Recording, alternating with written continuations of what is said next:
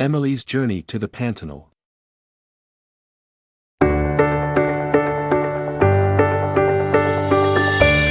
Leaving Rio de Janeiro. Emily stood at the airport, excited for her next adventure. Rio had been amazing, but now she was ready to explore a new part of Brazil, the Pantanal.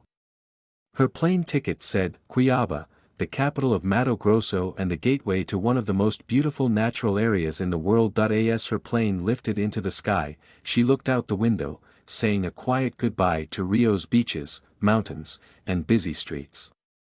Soon, she would be in a place filled with rivers, animals, and open skies. Arriving in Cuiabá. When Emily landed in Cuiabá, the warm, humid air greeted her like a warm hug. The airport was smaller and less crowded than Rio's, but it felt welcoming. She noticed murals on the walls showing animals like jaguars, macaws, and caimans, all creatures she hoped to see. She called a taxi to her hotel, and as they drove, she talked with the driver. "What's special about Cuiabá?" she asked. The driver, in his friendly Cuiabano accent, told her about local food like pacu assado, grilled fish, and the lively Feira do Porto, a market full of fresh produce and crafts. Exploring Cuiabá. Emily spent the next day exploring the city. She started at the Praça da República, a square where locals gathered to relax. Nearby, she found the Museu do Rio, where she learned about the history of the Pantanal and how Cuiabá had grown over the years. For lunch, Emily went to a small restaurant and ordered pacu assado with rice and cassava. The flavors were simple but delicious. She noticed that people in Cuiabá spoke Portuguese with a distinct rhythm, dropping some sounds or stretching out certain vowels. She practiced saying brigadú instead of obrigada, thank you, the way locals often did. Later, she visited the Feira do Porto, where she bought a straw hat and a light scarf to protect herself from the hot Pantanal sun. The market was full of life, with vendors calling out prices and locals chatting as they shopped. Journey to the Pantanal. The next morning, Emily joined a small group heading into the Pantanal. Their guide, João, grew up in the region and spoke with the relaxed tone of someone who truly loved his home. "The Pantanal is like nowhere else," he told them. "You'll see animals and landscapes that will stay in your heart forever." As they drove out of Cuiabá, the scenery changed. The flat, open land was dotted with trees and crossed by rivers. Birds flew overhead, and Emily even saw a family of capybaras grazing near the road. She asked João the Portuguese names of the animals they passed, trying to remember them all. Arriving at the lodge. In the late afternoon, they arrived at their eco-lodge. It was simple but cozy, surrounded by trees and with a small river nearby. Emily unpacked quickly and went to the main deck to enjoy the view.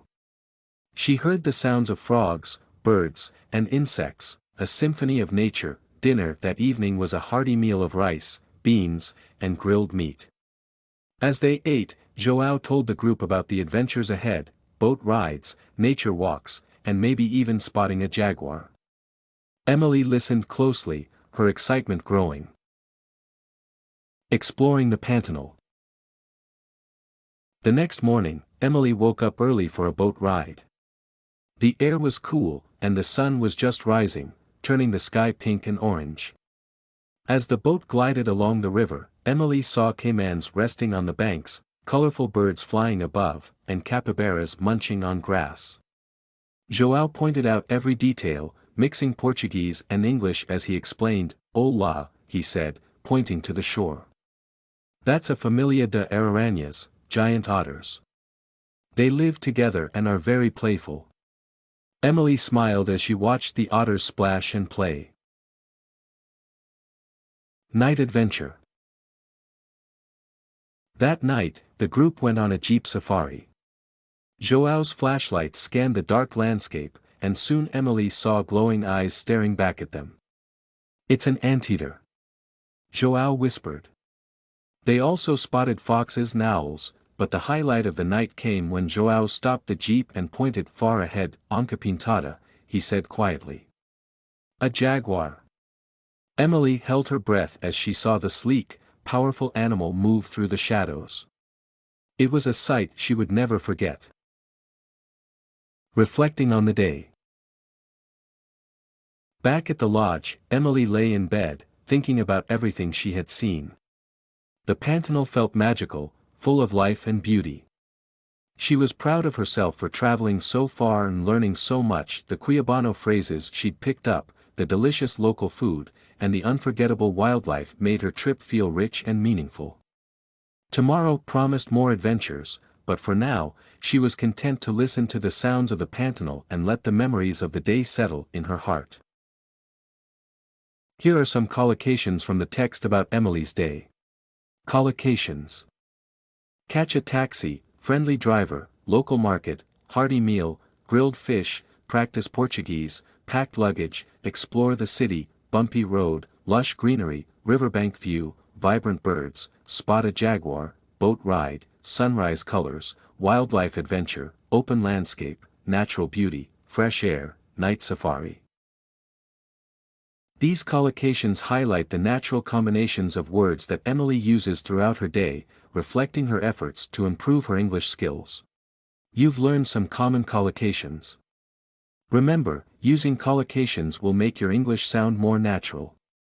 Keep practicing and try to notice collocations when you read or listen to English. If you enjoyed this lesson, don't forget to like, subscribe, and hit the notification bell so you never miss a video.